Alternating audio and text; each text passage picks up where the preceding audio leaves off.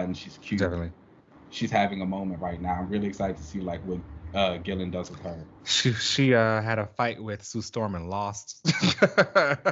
And Sue said drop back. but that's one of those things. That's one of those things where I feel like it just had to happen for that time. Like I feel like if we were to have that Oh, fight today, okay. I don't know if it would go the same She way. would lose again. I don't know if it would go the same way. That's all Losing I'm saying again. about that. That's all I'm Force field saying. face again. But that was a little.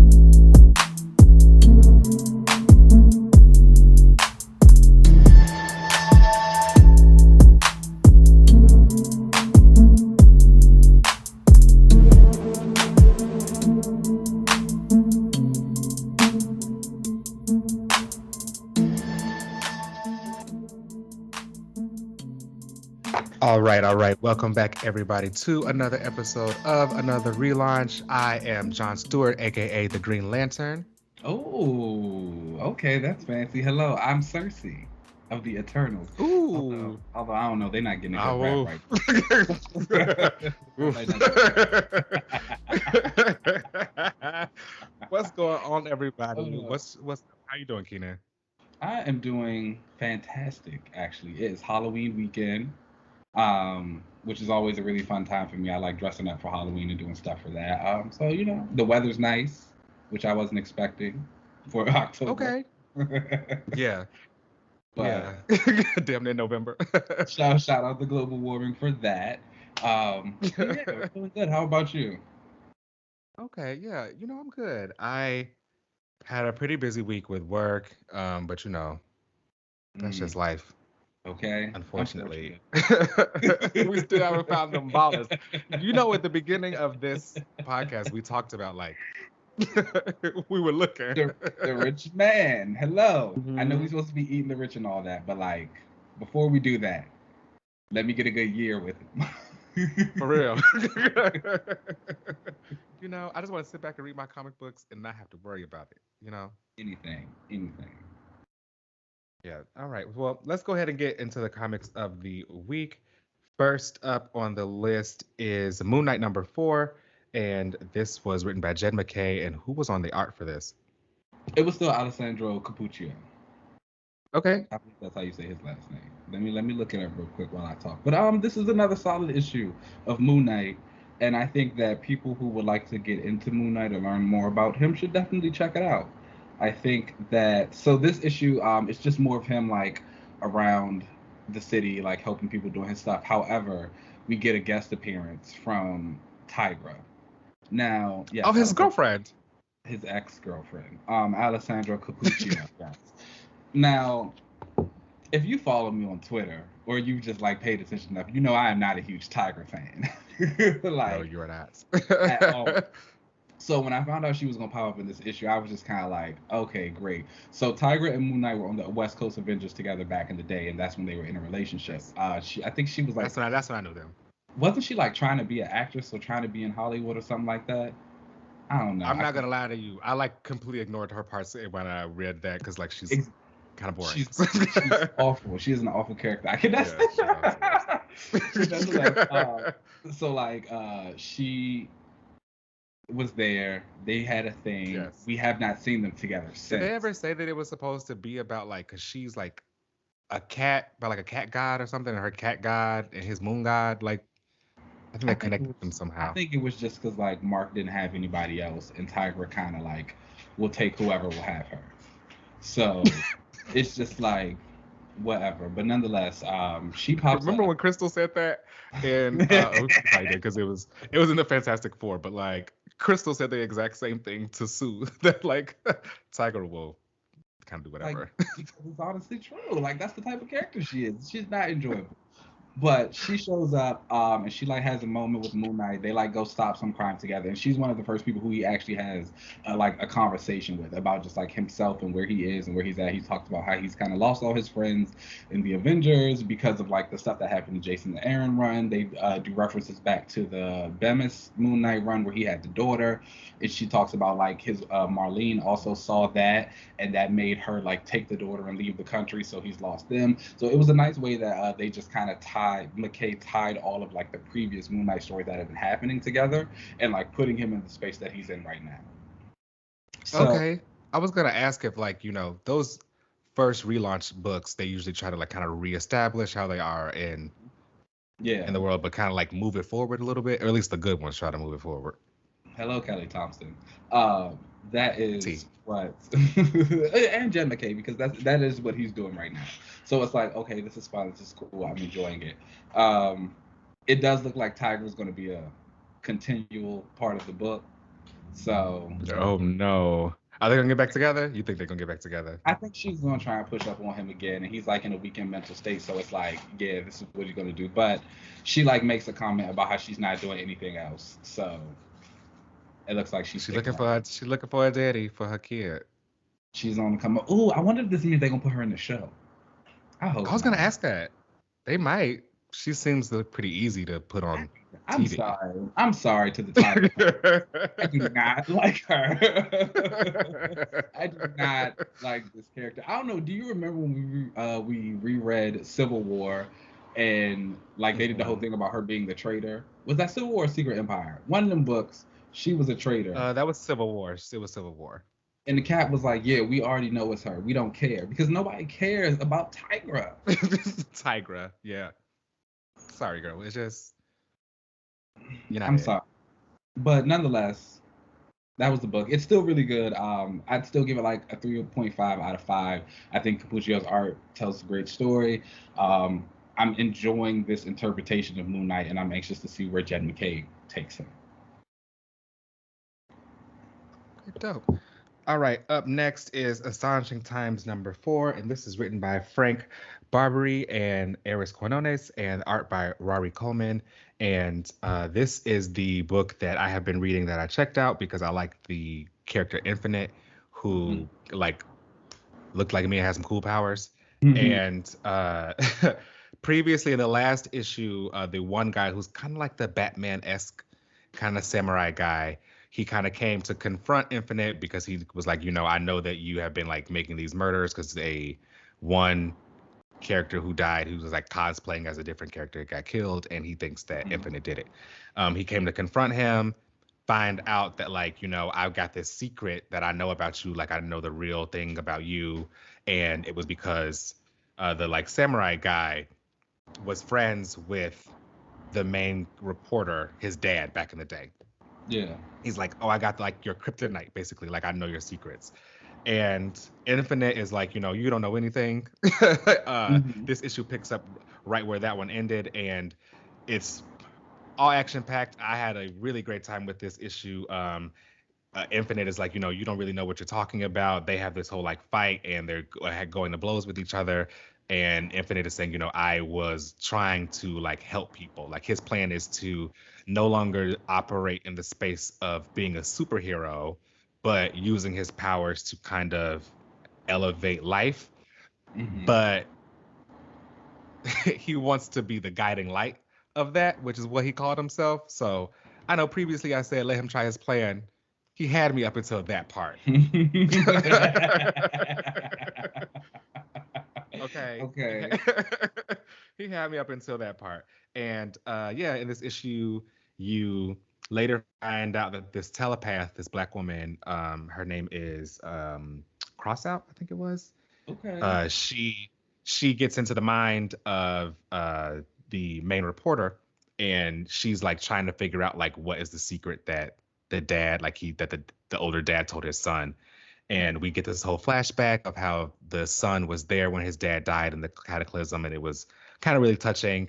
Um, and you think that he handed him this like note that's like, oh, this is his kryptonite. And we cut back to the samurai guy Koken, and he's like, oh, I know that your powers are all based off of magic. Like I know that you aren't really super powered. Like you got your powers from magic, and I have this thing that's gonna take you out. He like cracks it, and he's like gonna use it, and it does nothing. And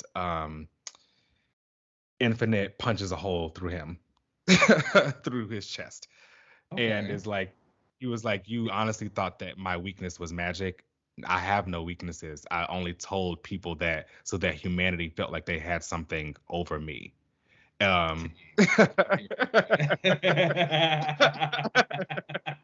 I was like, oh my gosh, this was wild. When he punched him through the chest, oh, this is getting hot. And later on, we find out that like Gold Rush, who was earlier, I said like there was that guy who cosplayed as him and got killed. He's like the Flash kind of super speed runner, and he comes back and he's like, I heard the whole thing because he had kind of Infinite rounded up all the other superheroes to kind of work with him to kind of uplift people.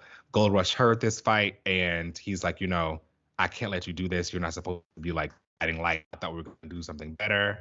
And Infinite snaps his neck, like just turns his head all the way around. And he's like, busy. no one.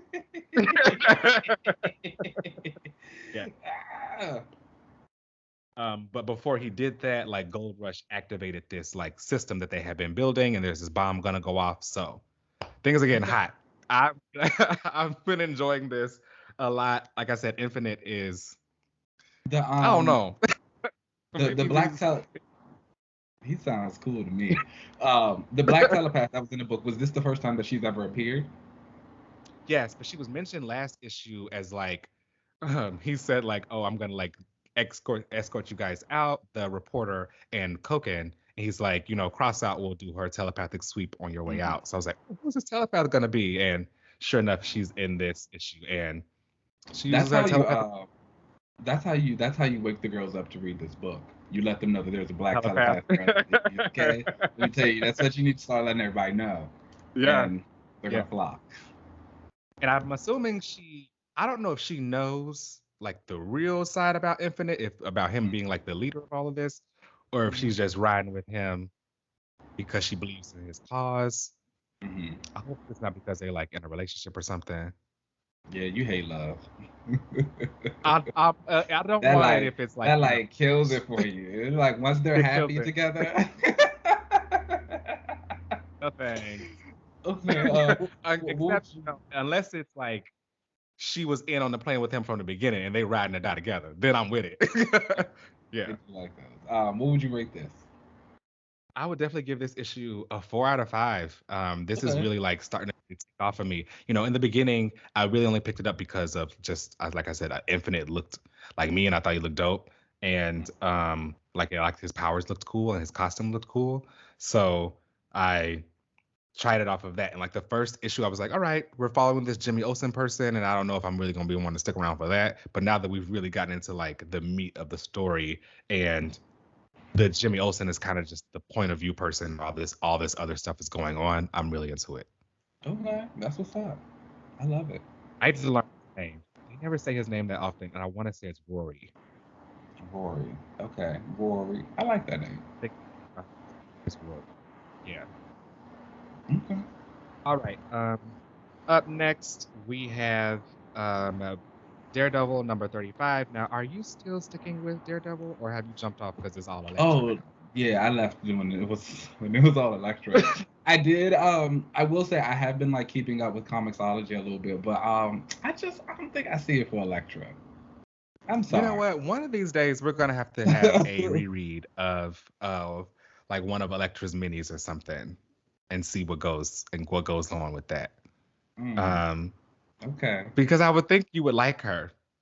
I mean, maybe you might not like her like murderous parts of her, but like she only really do like it's not like she's like, So I think my thing with Elektra is like I've always Melina. felt like, okay, and I don't like Melina. Yeah. I think with Elektra, I kind of look at her as like, okay, she comes in, she's the cool, deadly ninja girl. Everybody's supposed to be scared of her. Okay, I'm not. Now what? Then she kills you. But she don't. Well, she does. She kills a lot. She doesn't, because everyone, like, I think about it when she popped up in that Black Widow book a few years ago. Everyone either gets away or she ends up dying. Well, she's not gonna kill Black Widow, Then Matt would have been mad, and she'll want to make him mad. I've seen Elektra kill grunts, and I guess hand ninjas. Some other assassins.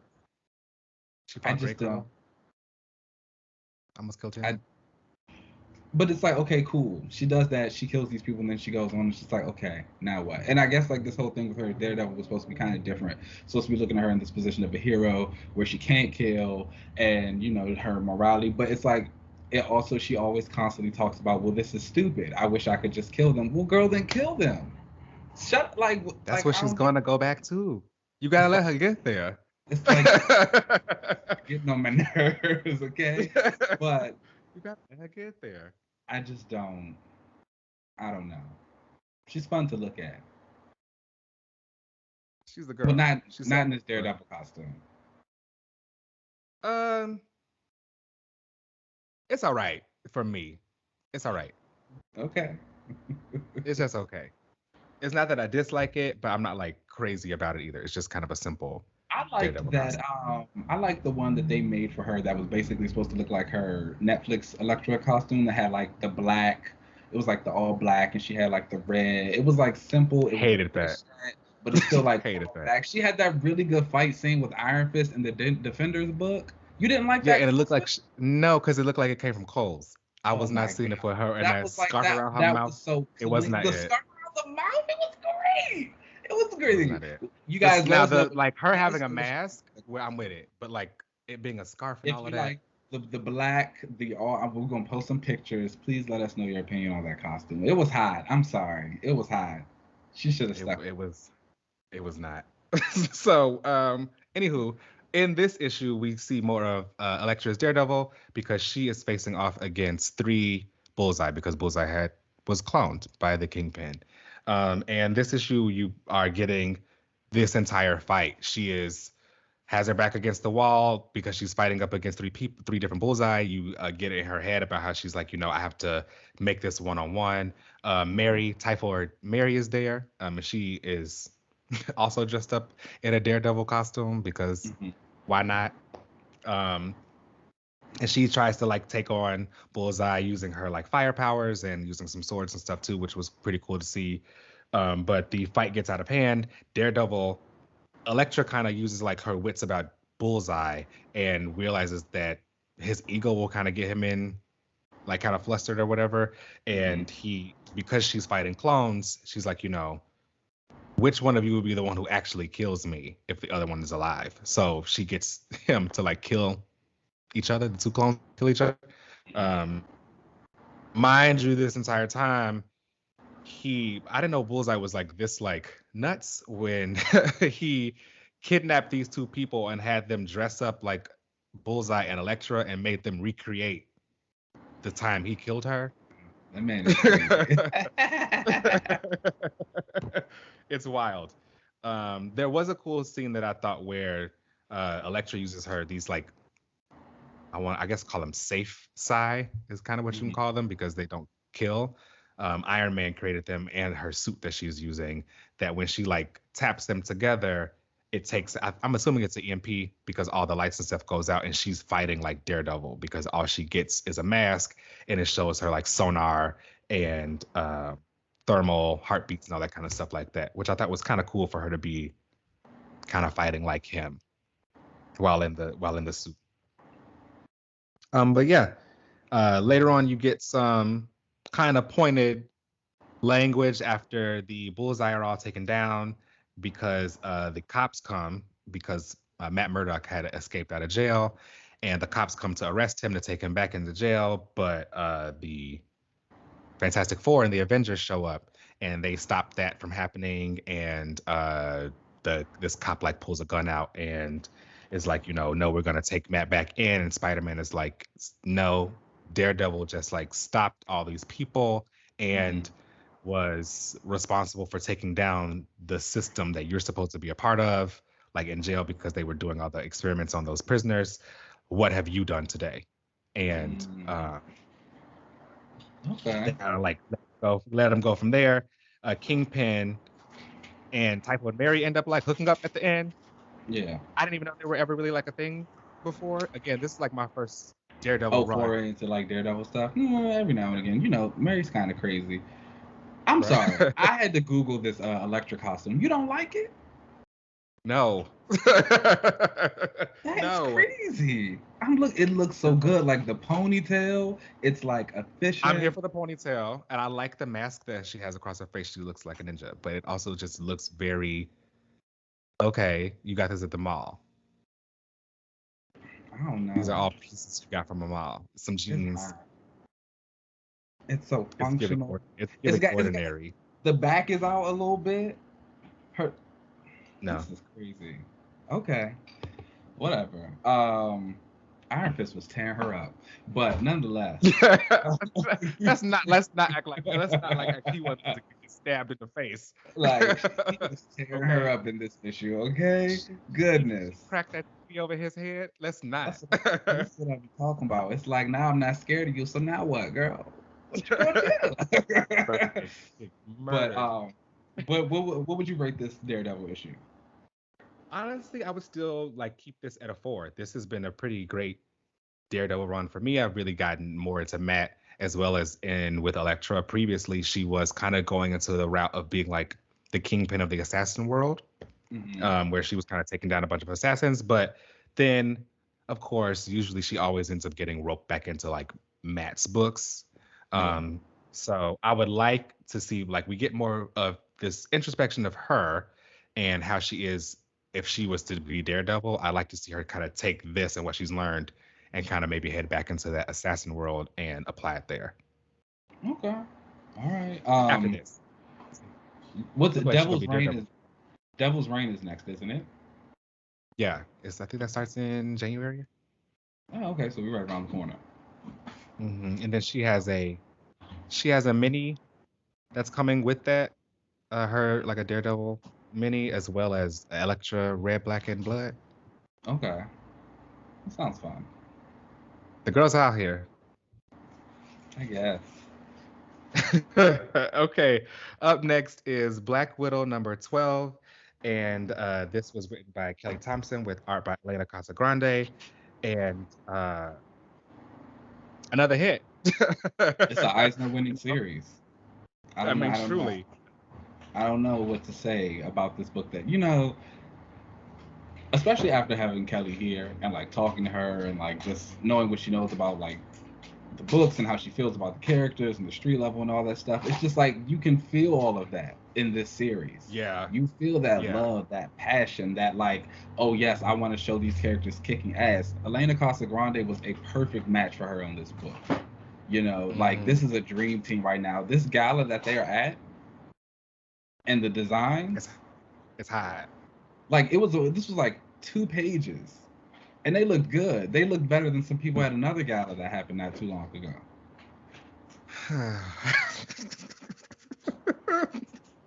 I mean, what you gonna like? You're not wrong. You're not wrong. You're not wrong. The point is, wrong, like, I love that dance between Winter Soldier and Black Widow that they had in their little costumes and stuff. Look hot. The character moments are always spot on. I love the way that like Black Widow and Winter Soldier, like you said, were talking and dancing and about even the conversation they had beforehand about her trying to check on the family and how she's not supposed to be doing that. To the stuff with Clint and just kind of being like the comedic relief of the team, but like still also having a little bit of the heart that brings it to Lucy and Spider Girl and like their growth and like coming up as heroes. It's just a good series. Yelena is just Yelena. Yelena is Yelena. You know what I'm saying? It was just like. It's just a good book. It's just like and I think we've talked about this before. A lot of times Widow can get like trapped, and even though you don't want to see all the Red Room stuff go away, they got to do something else. And like now we're seeing her do something else, and it's just like this is great. Moving her to San Francisco has been hot for her. It's been great. I didn't think that would ever be like a good fit for Black Widow. You would assume she would be more of like in a grungier city, I guess you can say, like just kind of like some street city, but moving her to San Francisco and doing this whole thing with her being fresh and something else has been hot. And I will say that like it has been no secret on this show that I love a good tandem fight. Like I love a good 2 characters like fighting together and working together while they fight and stuff, whether that is martial arts or their powers together. I love it when it's like a combo, and this just always delivers with Elena Casagrande, and the fights are wow. Like the action is good, and I say this like as a huge fan of action. Like the action is good, and it's like it's not very often that you can find a comic book that has like an artist who can really like nail action scenes. Like somebody you can do it every now and again. You can get like a fight, you can get it, but like when you feel the intensity, the brutalness of the hits, like the flips, the movements, all that, like they still have the face, the energy, the hair. Like this is it. I think about Warren Ellis's Moon Knight run very often, and like those first 6 issues where it was just him and Declan Shalvey, and like there is that scene of Moon Knight walking up the steps and like beating up all these thugs as he goes up the steps, and it's like such an iconic run. Like that's how I'm gonna think about this Black Widow run for her. Like when I start thinking about Black Widow action scenes and showing her fighting and doing stuff, I'm gonna come back to this book. Definitely. I also really love what Kelly's been doing as far as like introducing new villains into the work that she does. Mm-hmm. She's been doing it a lot over in Captain Marvel because like people always wonder like who, what we say, who's she gonna fight? So I appreciate that she's giving new villains there. And with this book, you know, Black Widow's been trying to get to the bottom of who like the Apogee person is and like how to get to the bottom of him. And they introduced this guy, the Living Blade. I'm kind of scared of him. Like, Yeah, I think that like whatever's gonna happen, the fight that is gonna be between the two of them, I know it's gonna be like a lot. everything, Yes, everything. I'm definitely excited for that. So definitely check that out. What would you rate Black Widow? 4 out of 5 for sure. Definitely a 4 out of 5 for me too. Maybe even a 4.5. I'm like, yeah, definitely somewhere over there. All right. Up next is a sword number. I'm sorry, sword. Y'all playing with swords? um, sword number 9 by Al Ewing with art by Jacopi Kamani. And you know, I really don't want sword to go away Okay. because it seems obviously it's like ending I think in December or something like that, right? And mutants in space is like my jam. Obviously, I love space. I love the X-Men. I love this. Um, so I'm really gonna be sad to see it go. But I really hope that it is relaunched and something that has a lot more focus. Because while I really enjoyed this sword issue a lot, it reminded me that like I forgot we were even like dealing with a lot of this stuff. So this like opens with the Alpha Flight. I forget his name. What's homeboy from Guy Alpha Ritchie? Flight? Vindicator. Oh, That Vindicator. right? Guardian. Yeah. Guardian. Vindicator was his wife, right?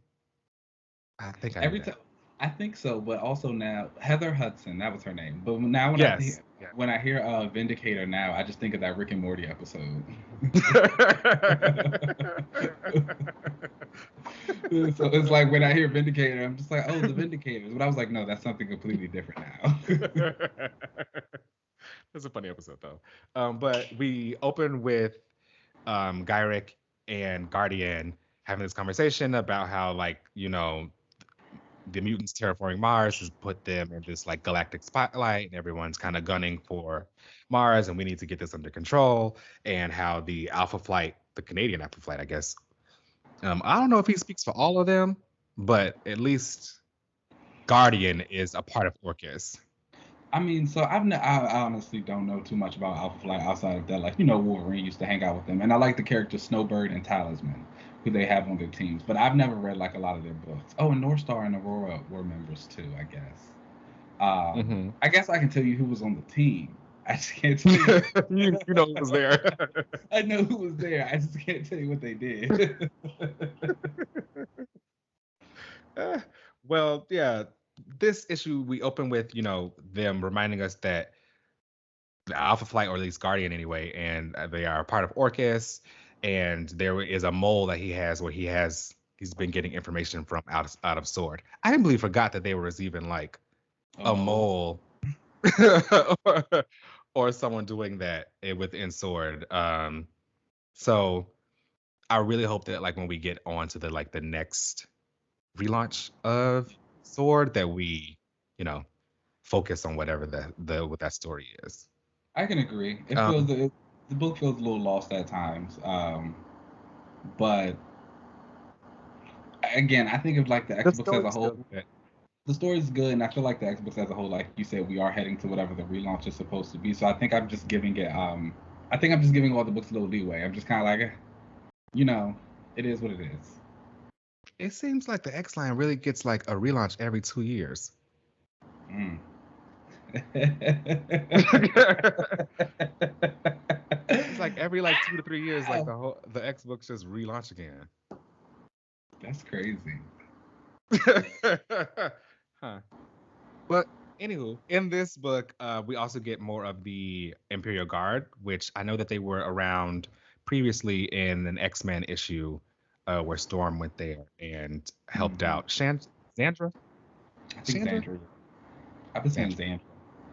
Little Zandy. Yeah. And the Imperial Guard show up, and I will say that like I like the Imperial Guard. I would wish that we got more of them as like their own characters instead of whenever they come around, we know they're going to It's be kind of just cannon like fodder.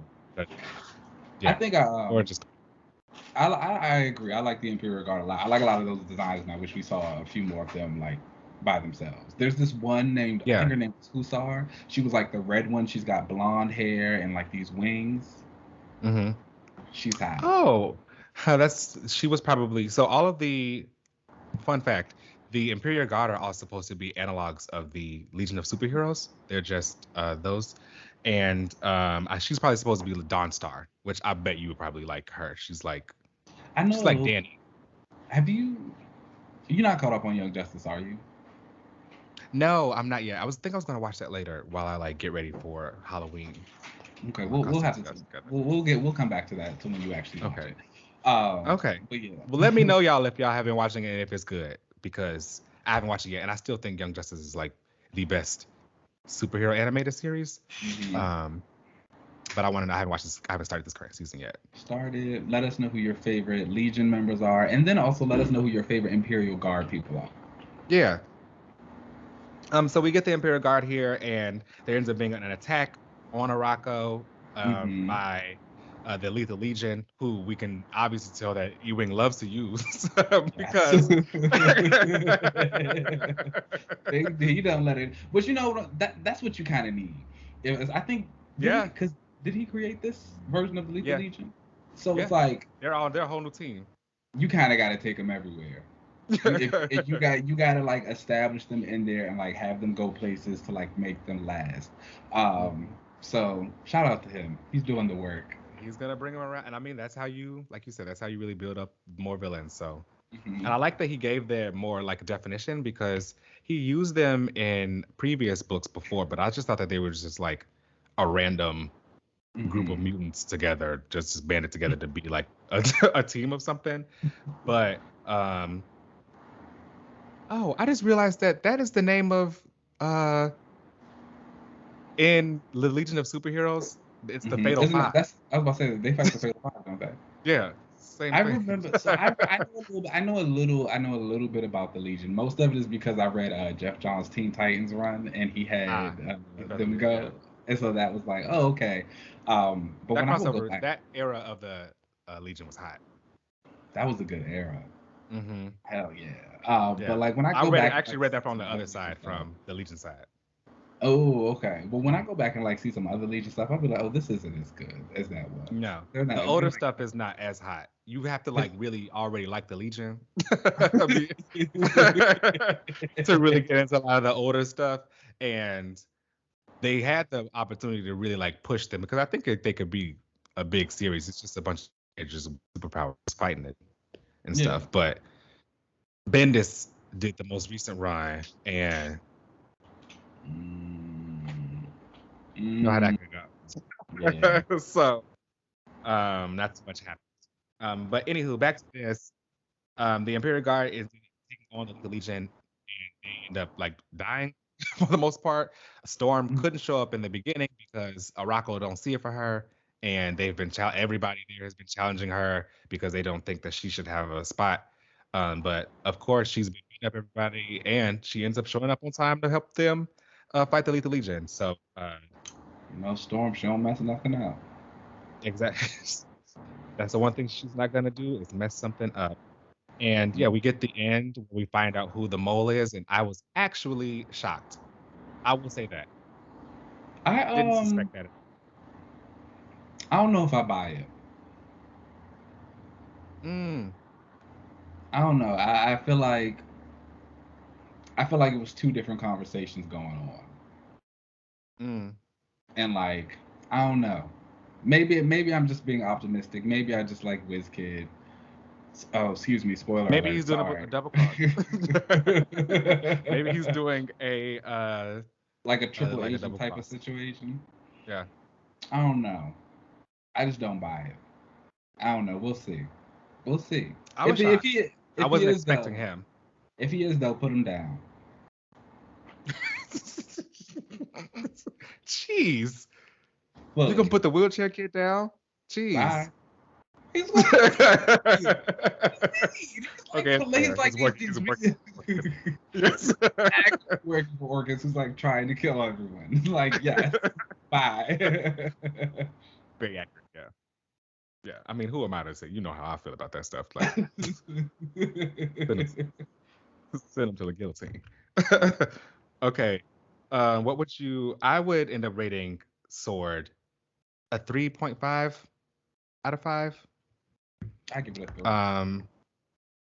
Okay. I was actually maybe thinking of also doing the same. It's more of a 3 for me. I think that like it's been. I ain't gonna go that low. I ain't gonna go that low, but I did enjoy it for enough for a 3. I would just wish that it focused a lot more on Sword instead of building a Rocco. We were building up Rocco for the last like 3 issues. I will say I do still like Brand a lot and like all her machinations and all the stuff she's doing. I love a guy who's evil but like well intentioned. I'm always gonna be here for. All right. Up next is Aquaman the Becoming #2, and this was written by Brandon Thomas with art by Diego Ortega. Sorry if I mispronounced that wrong, and Skylar Patridge. And this was it. I stuck with it because it's hot. I'm sorry, it is. It's like this. First of all, this was my comic book of the week. I gotta tell you, Okay. I went back and I reread this issue like multiple times. I think this was such an exciting story, which is also kind of upsetting because Brandon Thomas also wrote the Aquaman and Green Arrow Deep Target miniseries that started this week, and like that was not that great.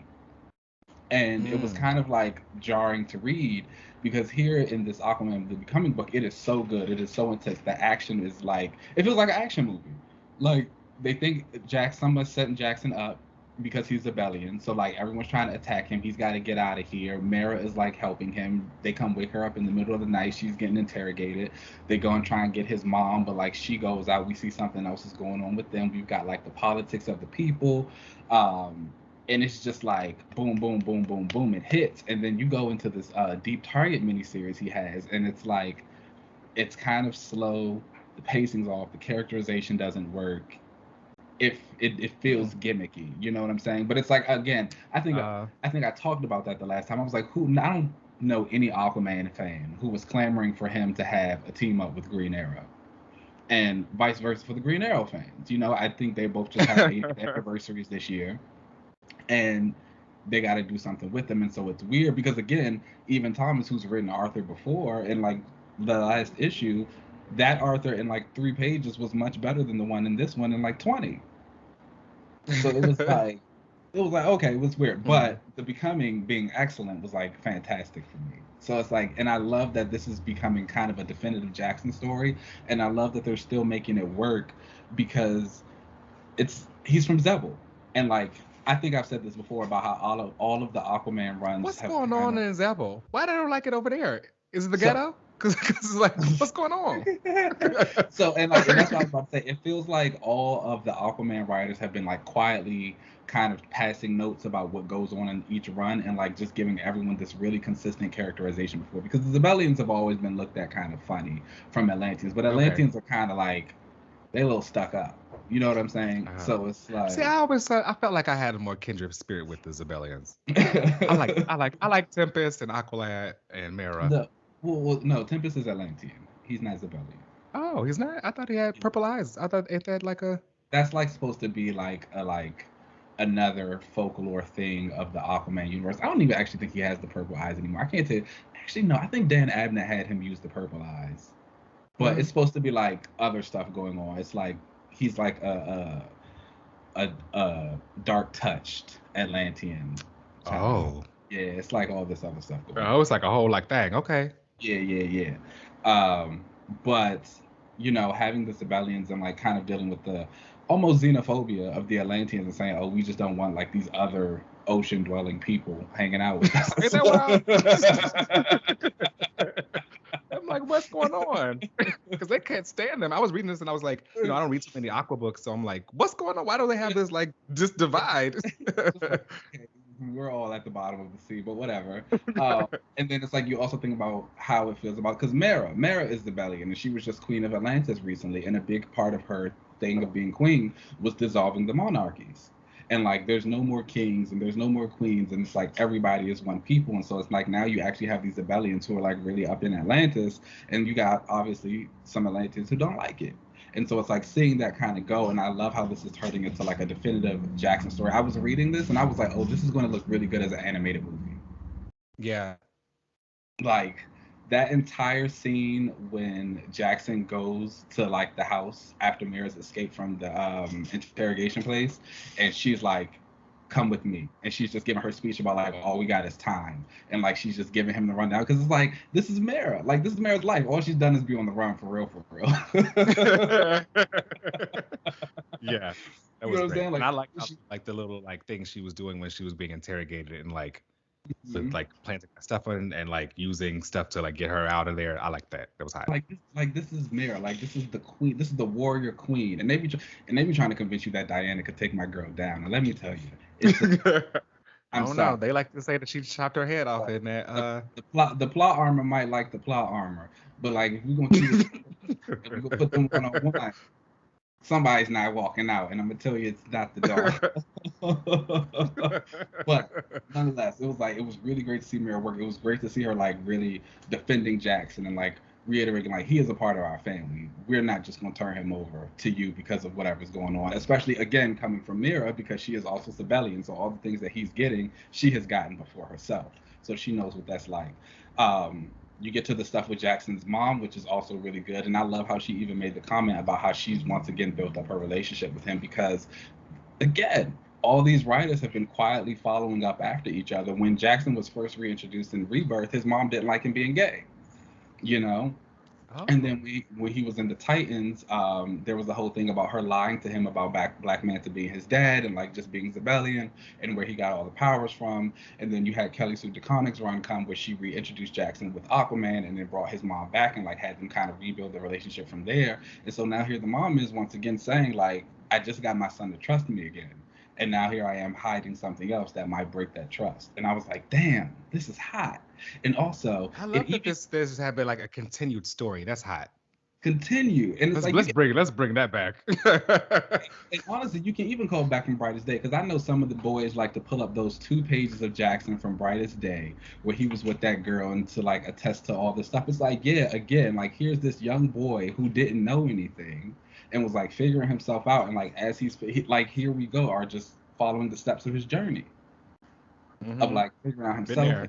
It's just like I love it. It's just it's hot. Yeah. And I love at the end, especially, Mira makes the comment, Jackson is kind of like out on his own in a boat, floating somewhere, all busted up because they beat him up. And she's like, he's going to survive because he's his mother. He was bleeding this whole issue. I was like, is he ever gonna stop bleeding? Oh my No. gosh. It was just like, she's like, he's his mother's son, but he's also his father's. And I was like, ooh, that was hot. I was like, that was hot Hmm. because I was like, Black Manta is a force. Let's And it's not like, forget. like it's like it's the respect for me. That is the super villain, okay? I'm Hmm. here for it. Great book. Great book. Yeah. Book of the week for me. Yeah.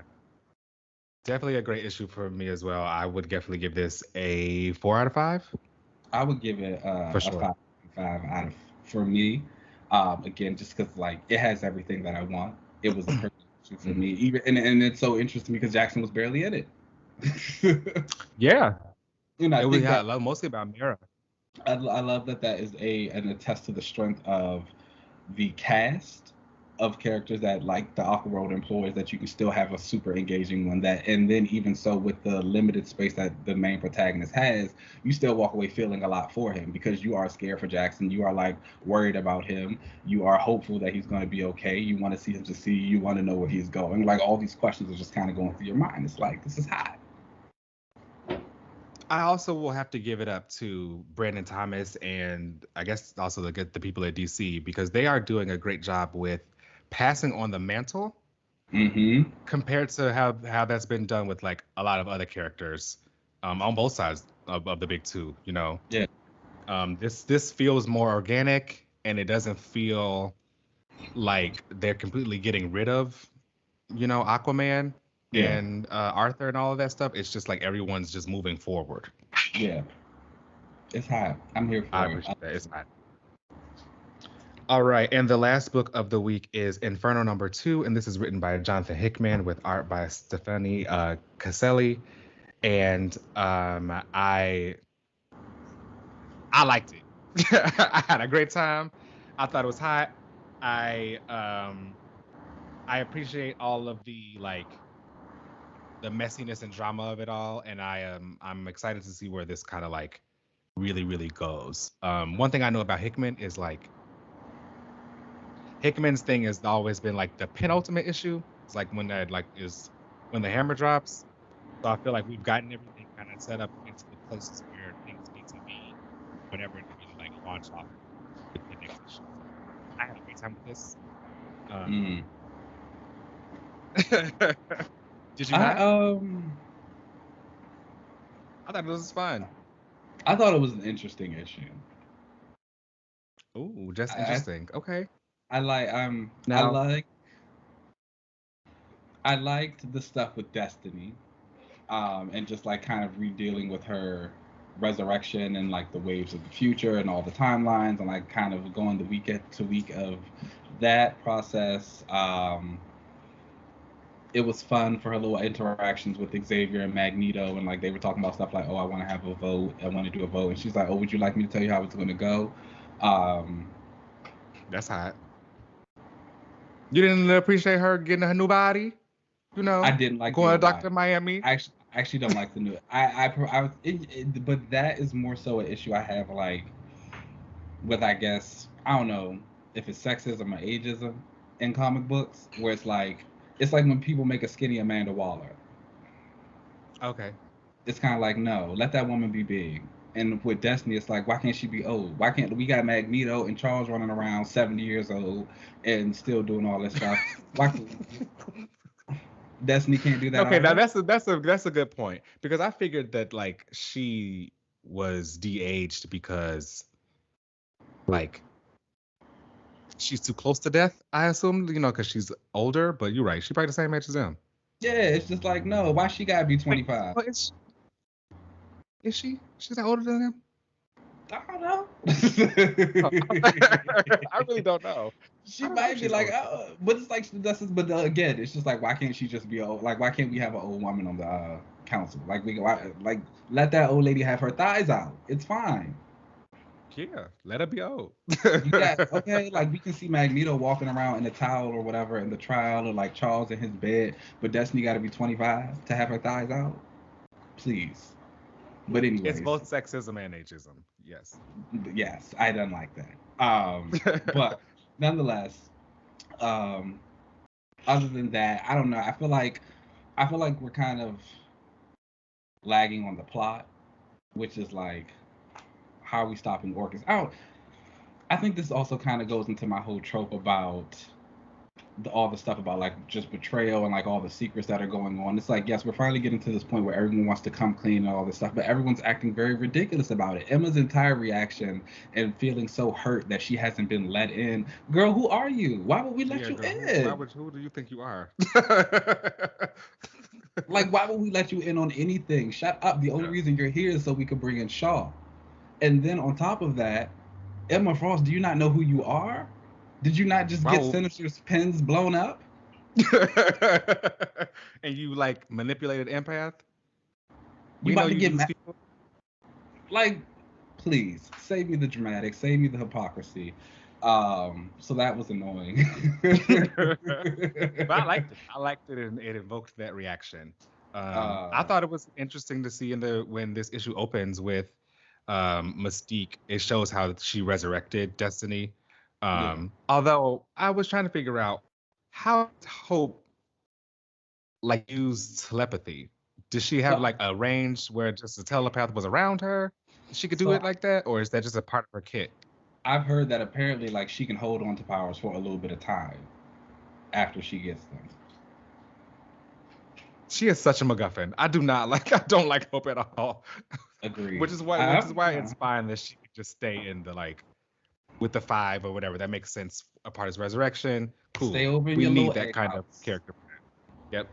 We cool. Yeah, yeah. So whatever. That was that. I thought that again. I think the issue is interesting. I mean, we still have the threat It's of fun. Orcus looming in the background, and it's like also when you think about it, the X Men are fools. It's like the y'all keep talking about how the mutants. I mean, not the mutants. The machines are killing you guys, but it's like why wouldn't they? All y'all do is lie and stab each other in the back. What do you You mean? know, I think that what they need to do is really need to focus on Nimrod. I don't think Orcus is going anywhere after Hickman leaves. I think Orcus is going to stay around as like a X-Men villain. Like I think that like is going to be a looming threat for them. What they need to be worried about is Nimrod because Yeah. they all like they know it's back online. Also, why is Xavier redacting the mission files? Let's It's wake just that like up. I want to know. it's I like want to know that. That it's like what's going on? Like what are we doing here? Like what is actually the point of any of this? I truly want to know because like in the first issue, we get that data page, and every time that a mission with the same team happened, the result says results mission unknown. Then we come to Mhm. find out in this issue, when Mystique was like going through and digging in her tea, she finds out that like it's been redacted.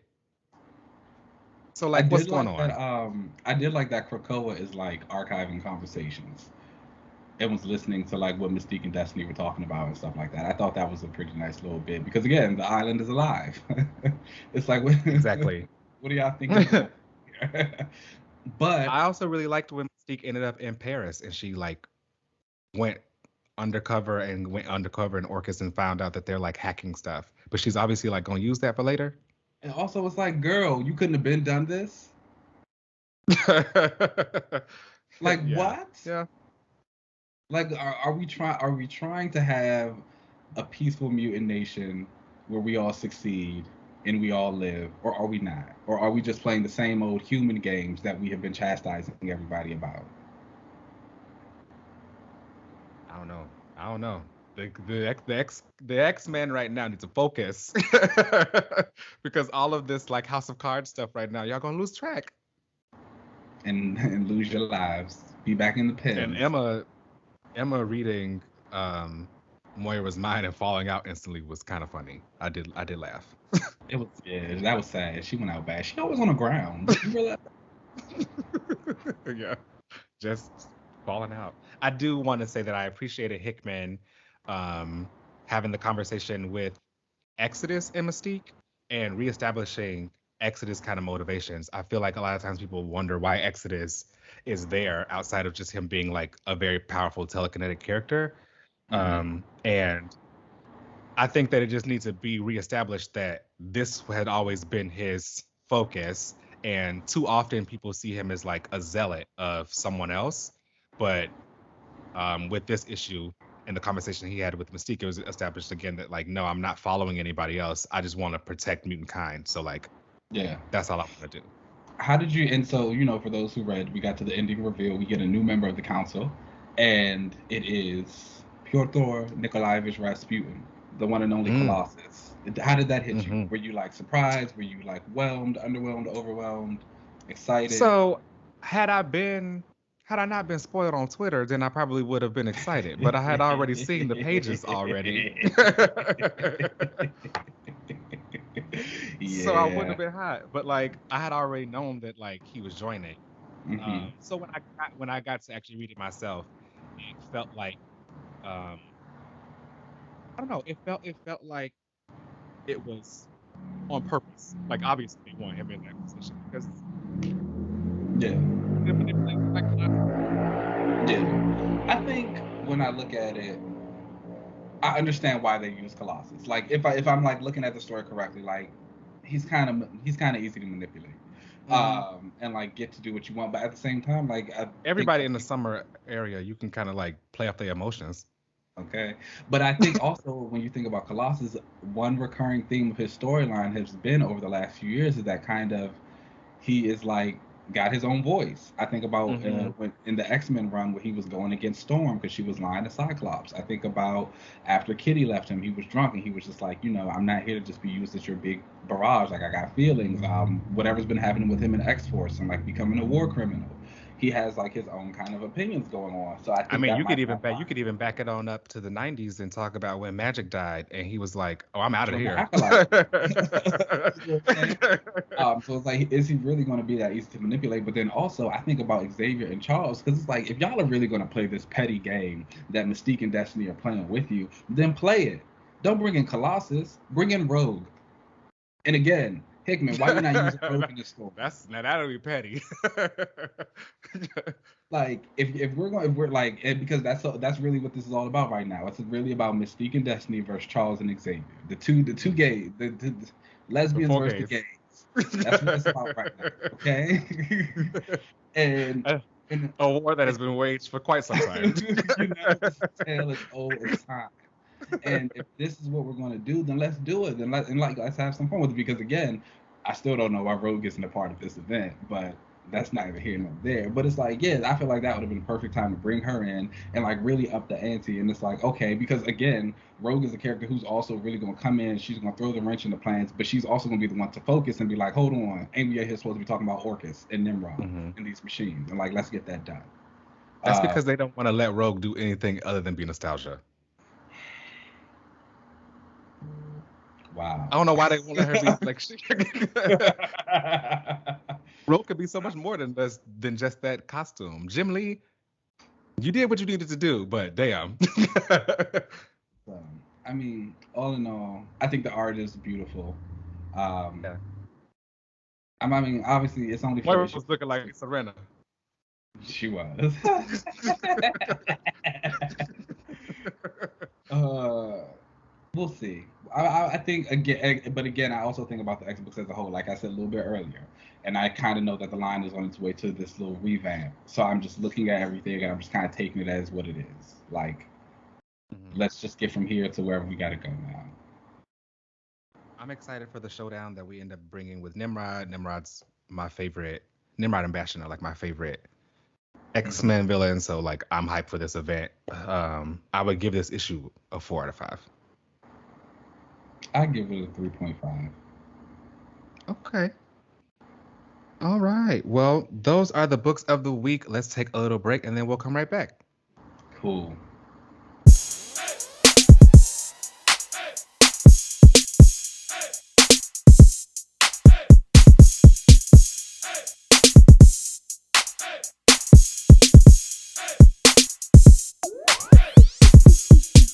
Yes, welcome back everybody for another panel. And this week we're going to be getting into the wonderful Miss Sersi of the Eternals, my namesake. Um, so everybody knows the movie is coming out soon.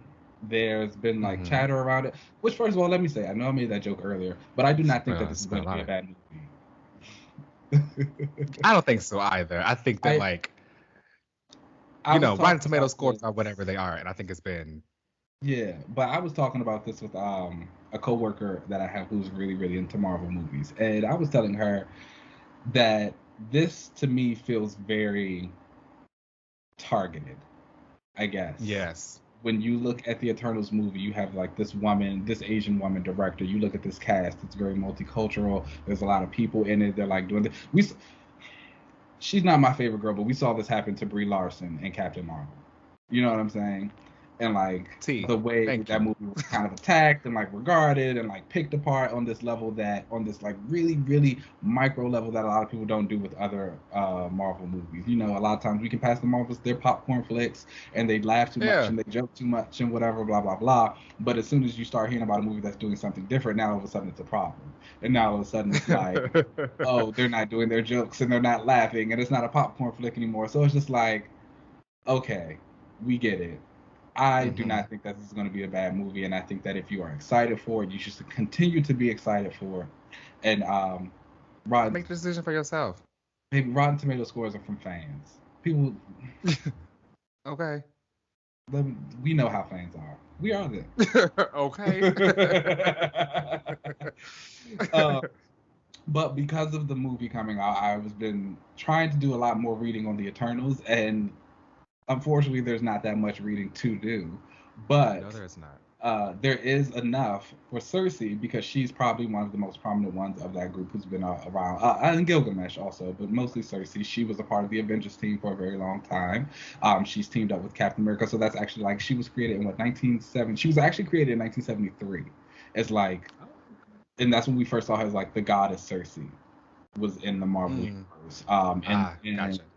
when she popped back up in like 1976, I want to say, um, that's when they like revealed her to be like the eternal Sersi that we know, and she has continued on since then. And she was just doing her thing with the other Eternals until she ended up helping Captain America with something on one of his missions where they came into contact with each other, and then he was redoing the Avengers, and so he called on her and was like, "You want to join on this team?" And she was like, "Sure." Partly A, because she thought it was fun, partly because she was trying to sleep with Cap. And One thing about Cersei, she's not she's gonna play gonna, games about going after what she wants. she's gonna get it. But you know, she kind of continues on that team. She goes on a lot of missions. She's probably like, I want to say she was on it for maybe like a good like almost a decade. I feel Yeah, like. she was on it for a while. Yeah. And she was a pretty important member. She got in a lot of fights with people. She showed up in a lot of books. She ended up starting a relationship with the Black Knight, who we is also going to be Yes. in the Eternals movie. Kit Harington will be playing him, I believe, which you know, we might lead into some other things with him. So Mm. keep your eyes peeled for that.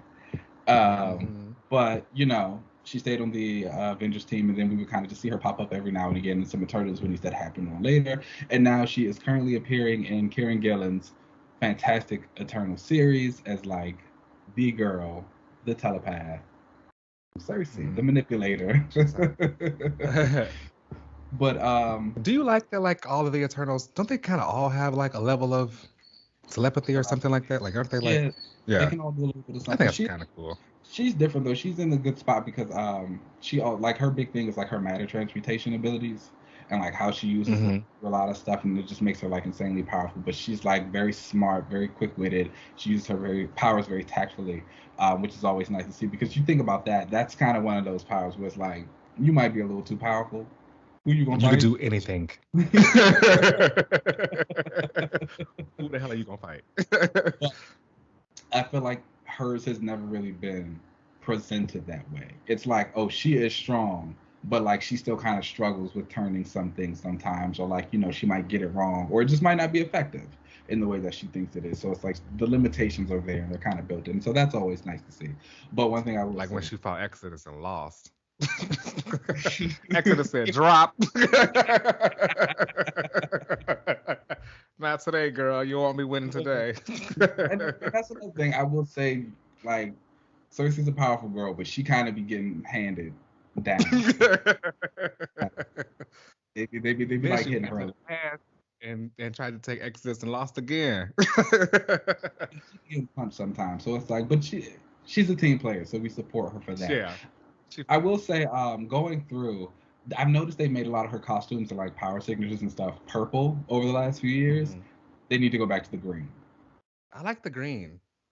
The green looks so much better. The green is hot. The green pops. Yeah. Like, please go back to the I green. think they may not want to do that though, because like that's like Loki's color, I think, and they probably don't want that to like be confusing I'm sorry. with like Asgardian magic. Ain't that usually green? Isn't? Enchantress's powers using. Enchantress is green. That's how. Ooh, if they're So I saving, think they might think that.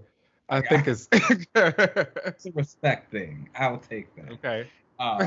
But at least make her costume green again. Then.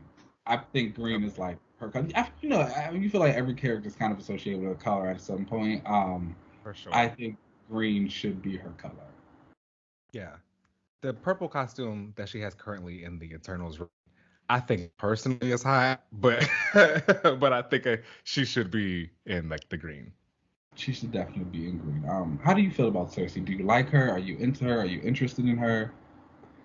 Sersi's always been a character I liked because she's been the fun girl. You know, when she was on the Avengers, I liked when they had the little jackets in the 90s. Those are fun. The jackets were cute. She was always the one that kind of like, bucked up a little bit or spoke her mind. I always appreciate a character like that.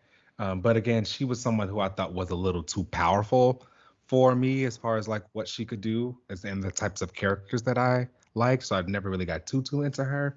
But she's been around and she's done some cool stuff. I've really been enjoying her in the current Eternals one, especially the way they kind of like talked more about her powers and the way that she can manipulate things. When she's like turned that fungus on Thanos, that was pretty cool during that fight. It's not like she is, reshaping things and like doing a lot. It's all there is a thought behind it all. She did once before though. There, Oh. It was during I think it was during Civil War actually. It was Iron Man. He was trying to get her to register. She turned a cat into a dragon. It was like Okay. it was like the weirdest power display I've ever seen in my entire life. I was like, why would they do this? I didn't even know she could like do something that like. Yeah, exactly. It's just and that's the thing that you get Grandiose. some of these characters sometimes. It's like these type of abilities. It's just like now that it's not something that should like you should be I doing. had that make it in here. Usually, sometimes when I see that when a character does that, two things cross my mind. And it's A, what was the writer doing when they thought about this? Okay. and B, now fans are gonna take this and run with it because they did it that one time. That one time, and like that's all it takes now. Everybody should be turned into a dragon. And it's just like you think about that in the battle, it's just like, well, if she could just turn everybody into like dragons or something. Like, sis, what are we here for? Like, can you stop this? But other than no, I do like that they've given her some limitations and that like they've kind of toned that down and it doesn't get super ridiculous often. Like that is nice to see. I think some of her best relationships are those with Captain America, of course, and obviously the Black Knight. And I'm also really enjoying.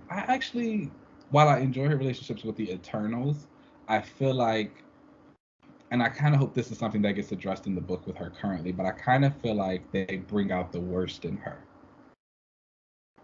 The Eternals? Yes, because of just like what the Eternals do and like what we've discovered about like how they resurrect and all of this stuff like that, and how they kind of move as like these like background people. She's got to be a little bit more dubious, and that's one of the things I feel like I enjoyed about her in the Avengers is that she kind of felt like she enjoyed being a hero. She liked helping the people, and that is something that like. She doesn't have to be like super shady and like doing all the like background machinations, which is always interesting, of course. But I like to see that she seems happier with the Avengers than the Eternals. If that makes sense. Do you like speaking of her though with the Eternals, I have a question for you for Sersi. And how did you feel about her and Black Knight and like the Crystal Inhuman having this like love triangle? Because I remember during some of the Avengers stuff, like I think Black Knight also liked Crystal. Do you like Crystal? Are you a fan of her? I am. I know you don't really like the Inhumans. Okay. Oh, okay. I like Crystal. So Crystal's right. No. So my thing about Crystal is like, I really like Crystal's powers. I think you can do like a lot of interesting stuff with her. And then B, out of all the Inhumans, I feel like she's the like real one. Like, she's like, y'all are stupid and this is stupid. And like, I gotta go do something else. And like Maybe even I'll do like a character thing on her soon. she's a good one. Even I think about during like the not AVX, the IVX period when the Terrigen Cloud was going around like doing all that stuff. Like Crystal was the one Inhuman who was like, let's still find a way to try and help the mutants. Also, she partnered up with Frenzy. Yeah. And Frenzy read her Mhm. filth, and she was like, "Girl, you're doing this all for play." But like, at least Crystal was still kind of like, "No, I'm gonna do something." I've also liked her in the Avengers. Remember when we did like talked? I did the Vision discussion, and I had went back and I read Yeah. that series. She was in that, and she was like really cool in that. With Vision had a crush on her. Deathcry was in that. That's my girl. She's great, right? Crystal is great. I wish they were able to get her like away from the Inhumans so that she wouldn't also have to be like, you know, Yeah. caught up in whatever they're kind of getting rid of them. But I remember that while she was also on the Avengers, um, what'd you say? I said not getting rid of them. They are basically right. They like completely got rid of the Inhumans, but while I remember while Crystal was also on the on the Avengers, so was Sersi, and like there was this like love triangle between Sersi, Crystal, and Black Knight. And I think at one point, like Black Knight, I think he picked Crystal. so like he did. It was kind of embarrassing. Don't like when they punch Cersei down, they punch her down. Okay. They do. Crystal's fun. I'm sorry, Crystal's a cool girl. Man, oh damn. No, but I did. You know, the love triangle relationships can be a little sometimes with me, but yeah, I think that one was pretty well done. I think everybody. Cersei is Cersei. Like, yeah. she bounced back. She was still gonna, yeah. She's an Eternal. So she was gonna be fine. Yeah, you know what I'm saying? But I also think that again plays up to kind of like Cersei and not this person who she's become, who's a little bit colder because she just has to be. And it was like the Avengers was supposed to be that place where she like didn't have to be that. And like again, she had to look and it's like, oh no, now I gotta kind of shut myself down again and back and like rebuild and figure out who I am. So that was nice. Crystal was fun. I would like to see them kind of revisit it in the sense of just like how they've all just moved on. Like Crystal, like she's done things with Quicksilver again. Like Sersi is Sersi. Black Knight is like I guess appearing in comic books again for the first time in a long time. So I like them to be friends. I would, and if it was to be done now, I also think Cersei's story would kind of evolve, where she would be like more like, well, can I get some too?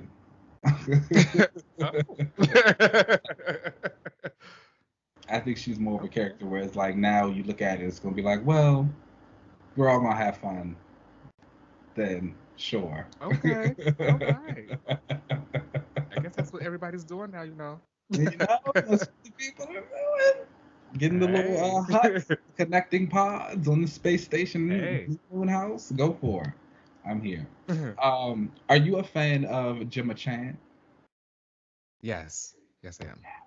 That is my girl. Love Are you her. excited for Sersi? Loved her in Crazy Rich Asians. Also she's beautiful. She was prior to the like merger and everything and whatever they were doing with like the movies, she was my fan cast for Betsy. Like if they didn't put Betsy in her original body, she was my fan cast for. That was actually a big thing in like the Betsy community for like years. Oh, see, you got something right. Okay, yes. Like no, I'd like distinctly remember that. So I actually first found out Gemma Chan. There was this show called Humans. I think it was a BBC show. Okay. But like I had caught it once and like she was in. I was like, oh, this girl is like really pretty. And then she like had like these small action scenes and a couple other things. But like once some of the Betsy fans saw her, they were like, oh yeah, she's English. She got the accent already. Yeah. It was like, oh, okay, like this makes sense. So that was like a really big thing that a lot of people want. I actually think some of them still want it. Yeah, me sure. She's a hot girl, but she's a beautiful one. I wouldn't be mad at it. Well, I don't think you can really do it anymore.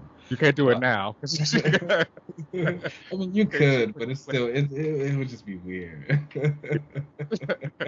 I mean, technically, you could just like she'd be in a purple hair this time instead of black, like Sersi. So it's just like but we'll see. Do you think? I'm interested in this. But I was saying that because I'm mostly interested in her casting because I feel like in a lot of stuff that Gemma Chan's been in, she's very soft a little bit.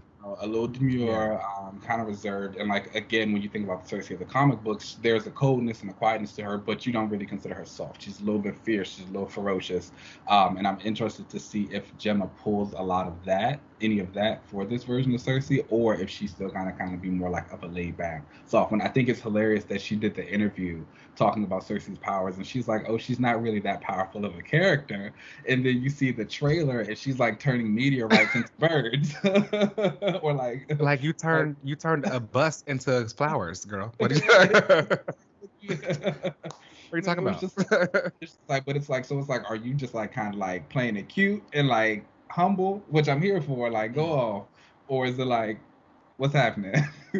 Are you powerful or are you not? I wonder if, did you think it kind of came across to me in the trailer that they kind of switched the personalities between Cersei and Thena, where they kind of look like they make Thena the one that's a little bit more colder, at least in this current Eternals run in the comics. Thena seems to be the one that's more soft, and because she's like loved a deviant or something, like she's more in touch with her emotions and stuff compared to Cersei.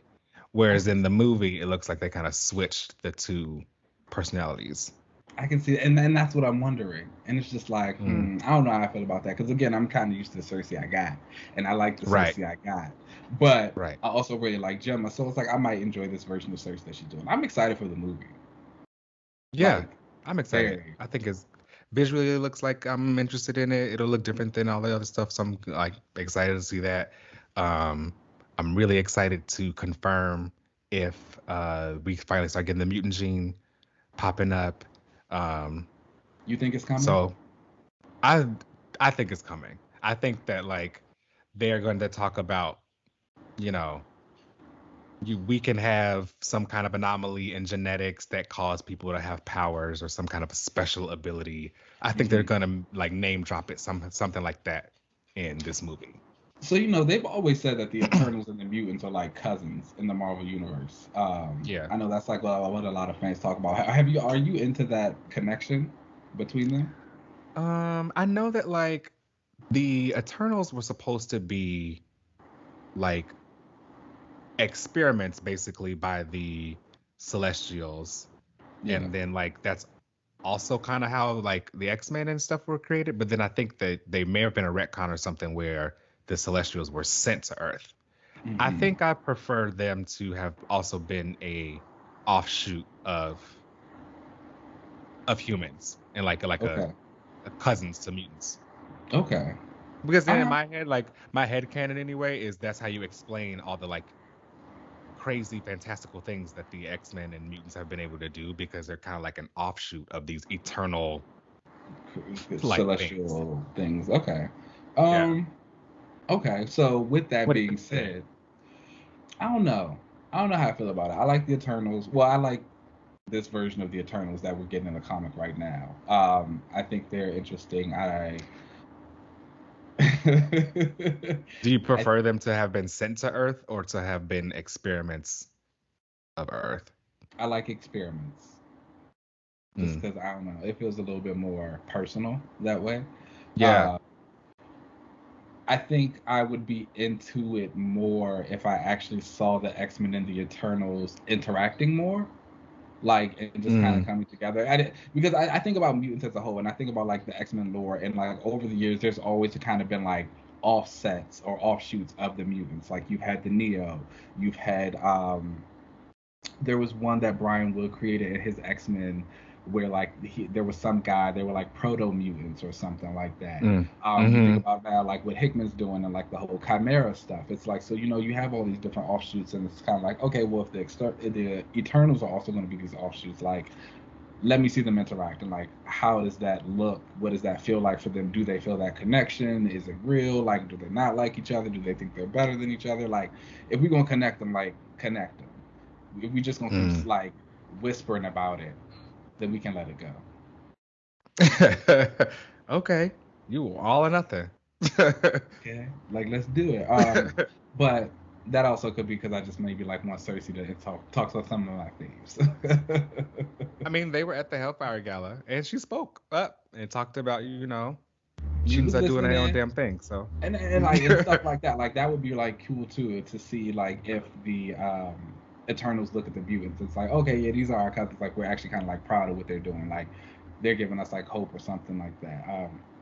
Let's just see. Especially with them having the engine and the mutants having resurrection now, you would think that like they would maybe It will talk to be each other. interesting. Like you've got the X Men of Krakoa, you've got the Araco mutants, you've got the Eternals.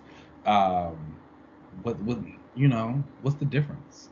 Mutants are kind of toxic if They're they're like everywhere. They're great. connected. If they're connected, Yeah. so shout out to them for that.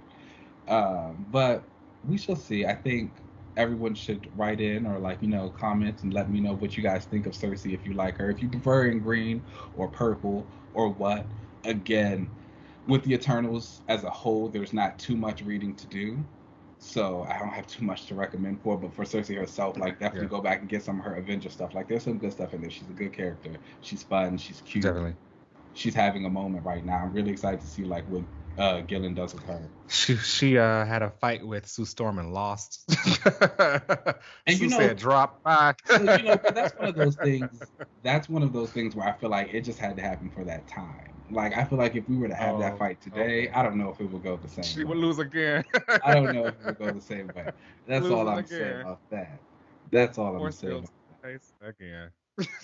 But that was a little Cersei chat. Let's go ahead and take a break and then we'll come back for the relaunches. Let's do it.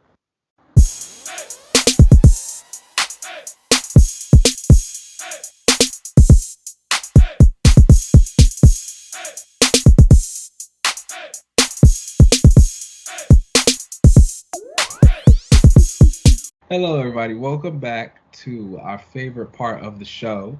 It is another relaunch. Would you like to go first? Do you want me to go first? You know what? I'll go first Okay. because I'm gonna just get this one out here. Now, this character is someone she's got a TV show coming out, and it's starting to show that there might be some cracks in the MCU, and that is Ms. Marvel. Now, I've talked about her before on the show about how like I don't think she fits with Carol as like her like sidekick or like her little protege with Ms. Marvel. And with them changing her powers, if I'm sure people have seen, we've posted it before on all of our stuff that there was an image of Ms. Marvel and she's got these like energy based powers, Mm-hmm. and it looked like they honestly changed them so that she's kind of more connected to both Carol and Monica, Yeah. so she can kind of fit in that world. I think that's stupid. I think that like I think Ms. Marvel was fine the way she was, and I don't think that she needed to change her powers or anything like that to make her less like Mr. Fantastic. And it don't make sense, in my opinion, for people to think that they don't want her powers to be like Mr. Fantastic, so they change them to Sue Storm. Yeah. I mean, it's also weird when you think about like the Avengers video game. Like she's already been introduced to that. So people who like have played that and who know Miss Marvel is from it have seen her with her stretchy powers. So now you about to have the show and she's Exactly. got like these little Green Lantern force fields. That's weird. And they had her in the Avengers Assemble TV show on Mm. their like Disney Channel for like several seasons while they were pushing her, and she was at the forefront for the Inhumans. I think people mostly know what her powers are. Um, so I think that's dumb, and I think in the comic book universe, I don't think that she really fits with Carol's corner. She's very like kind. She's very like Yeah. very good, like good. Um, I've always thought that Carol should have a psychic with a personality that was like hers when she kind of first got her powers, and she was a little bit more like bombastic and stuff. Someone that can Hmm. kind of also like butt heads with her, and they can learn from each other. So I think my relaunch for Ms. Marvel is I would actually make her a like general Marvel fan girl and not just Carol's. So we know that Okay. like she got her powers, and because she was like she looked up to Captain Marvel, and when she got her powers, she emerged from that cocoon and she polymorphed into Carol, and then she kind of Yeah, learned that Miss she didn't have Marvel. to be So. that way or whatever. Yeah. So I would have something where we have already established that her and and Carol are kind of like separated from each other, whatever. I would have it where she is kind of going around and meeting all the other heroes and kind of like talking about her connections to them, because Kamala is supposed to be this big like fangirl, Yeah. and like she's big into cosplay and all that other kind of stuff. Like she's big into being a fangirl of the Avengers. I would make her Ms. Marvel, which is like just this fun girl who is the lovable character who just like she's good. Yeah, And yeah, she just yeah. is a fangirl of the Marvel universe. And that's how Okay. she is. So that's what I would do with her. So would you would keep Detach the her. stretchy powers? Yeah, keep the stretchy powers. And then that gives her chances to like do other things while she's teaming up with other people. Maybe have her have more team ups with the greater Marvel universe in her solo series, Hmm. instead of just being in Jersey, and then kind of really establish her as like the Marvel fangirl. Is there anyone in particular who you think you'd like to see her interact with a little bit more, or like a hero that you think fits her, that she would gravitate towards more? I guess. Um, you know, some of the older Avengers would be kind of fun just to see. Maybe a Thor, just because that would be fun. I could see Yeah. her kind of fangirling over Thor or something like that. She may have had a team up with him. I'm not sure. She had one with Wolverine that was a lot of fun. Spider-Man, obviously, she's like the newer Yeah. generation Spider-Man, basically. So Yeah. I would like to see that. Okay. Miss Marvel, Kamala Khan. I'm into it. I can't Yes, guarantee. I can't guarantee I would still read it because me and kids. But I know you don't like the kids. again, I think of Kamala. It's gonna be really interesting to see where her character kind of goes over the next few years, if they let her grow up or not. Damn, I should have asked Kelly Yeah, that. Um, next time. okay. But yeah, like that's gonna be a thing, because I think about specifically Kamala and Moon Girl. These are two characters who have been like introduced to these young girls, but like they're also supposed to be the part of this next generation. Again, Marvel age is always wonky. They don't let certain people grow up. Look at Power Pack just finally started coming to somewhat age. Um, Yeah. so it's just going to be interesting for Kamala, who's been kind of pegged as this face of the new generation, along with Miles, and like just their trajectory. And when they kind of start hitting those next phases, it's a good time to be their fan, I guess. For sure. They're gonna give it Yeah, some pushes, and I like to see where they're going. yeah. So for my relaunch for the week, it's kind of like a little bit of a dual bit. It would actually be Marvel 2-in-1. I would bring that series back. Oh, okay. Yes, I know I like that's that something that series. like a lot of like the Fantastic Four fans are aware of and like how that operates. So good for them knowing Hmm. that, get the angle. But I think the last 2-in-1 series starred Johnny and Ben, did it not? Yes. Hmm. And Yes, that those was them. like Yeah. they're not really my mix. But there are two characters who I always think have like kind of fit the mold of the Fantastic Four, just a little bit more interesting of them. And so I would kind of focus on them in this 2-in-1 series and have them going on their adventures of like space and the cosmic stuff and the space time continuum and all those other things. And those two characters would be Blue Marvel and Spectrum. Oh, love this. Yes, because Okay. I think they're just a really fantastic couple. And I was like rereading some Ultimate stuff and like started watching that, even like in Mighty Avengers when it was kind of hinted at. I really wasn't like here for it in the beginning. Really? I was really like, oh, I do not want to see these two in a relationship. Like, I do not think I like it. Da da da. But as time just went on, I don't know. Ewing, because Ewing was the only one who was writing them. He just like See. really sold you on it, and I think their relationship has a nice progression, and it feels natural. They back each other up. They like understand each other. They're both very powerful people who are kind of like sometimes struggling a little bit with like coming back down to earth, I guess, and like Hmm. relating to other people for whatever reasons. And they're just an interesting space. And I think Blue Marvel is a character, obviously, he was created. He has his own kind of rogues form, he has this universe.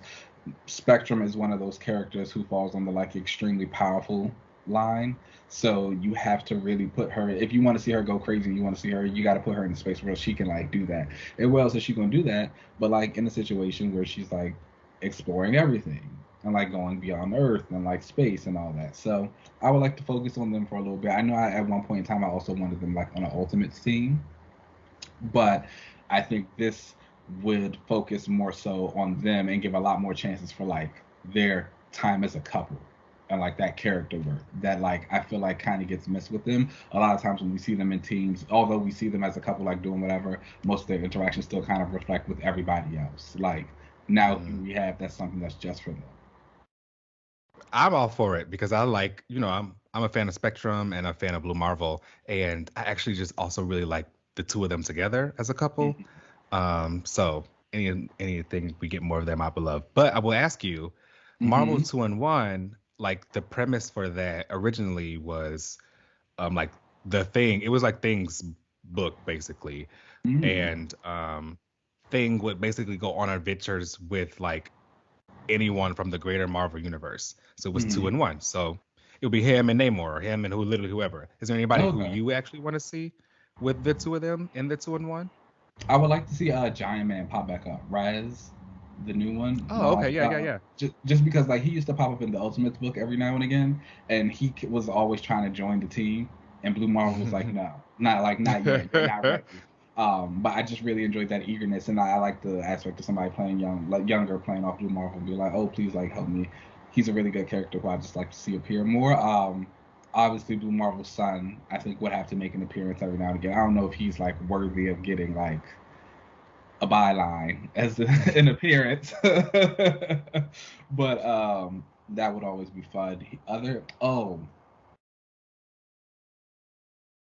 I would like to see someone from Monica appear, but it would be like one of the characters from Next Wave, Oh, who she was on the team with. I think that while it's like a super fun comic book, it's kind of been treated. At first, it was kind of treated as like not canon, and then they switched it and it was like, no, it actually did all happen to those characters. And so, but the reasoning was supposed to be like they were mind controlled, and mm, like that's why they were acting the way they were acting. So I would love to see her kind of reconnect with one of those folks and like talk about that and like see what her feelings are about it. okay. Yeah. Yeah, I think All right. so. Dope. Okay, y'all. Well, let us know what you guys think of our new relaunches. Be sure to check us out wherever you get your podcasts, and you can find us on Twitter at Another Relaunch. You can find it on Instagram, same thing. You can find me at Uncanny LZ on most social media platforms. Keenan, where can they find you? You guys know you can find me at Keenan Lance, and there's an underscore at the end. All right, y'all. Let's get up out of here, and we will catch y'all next week. Peace. I gotta go back and so I can start playing my Guardians game. It's really good. Hey, if you started playing, like, let me know. If you're on Xbox, we can trade names and all that. It's dope. We'll talk about it one I know that's right. All right, y'all. Let's get up out of here. day.